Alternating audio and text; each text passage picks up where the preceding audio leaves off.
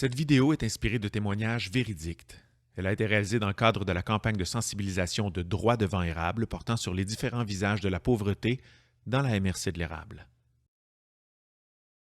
Le destin m'a fait une feinte.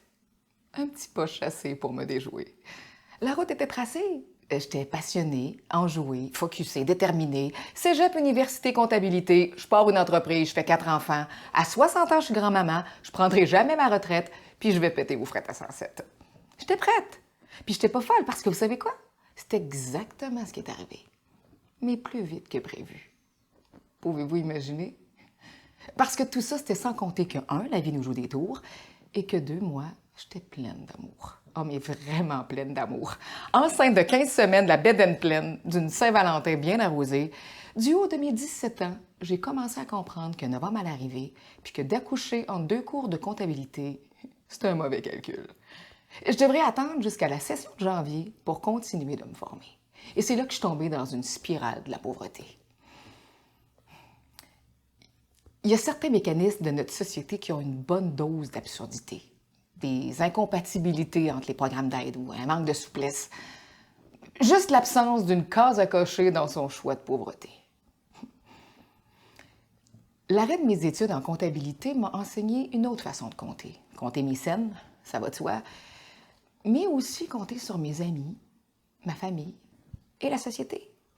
Aide vestimentaire, restaurant populaire, panier de Noël, pas de bebelle, pas de Joel. Non, juste de l'amour à tous les jours pour mes petits calinours. Ah, c'est pas simple la pauvreté. Non, faut être fait fort, faut persévérer, inventer, négocier, demander, quémander, laisser son orgueil de côté, puis oser s'habiller à la mode du siècle passé. Dans tout ce beau bordel, c'est 2 ans qui sont passés. 2 ans à voir mon plan de vie foutre le camp. Puis j'ai failli y rester.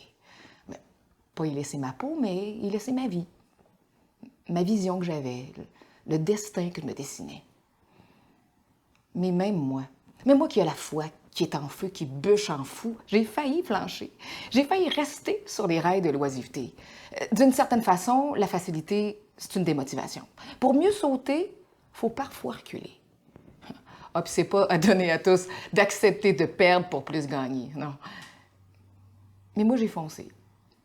Je me suis endettée, j'ai gradué de l'université, travaillé, conjugué argent pour l'appartement, puis enfant demandant.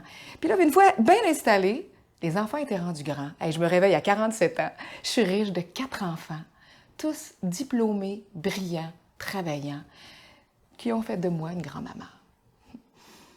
Et j'ai ma compagnie de comptabilité qui emploie 7 femmes formidables et déterminées. Je suis sur le CA de la Maison pour itinérants, puis je prévois toujours péter aux frettes à 107.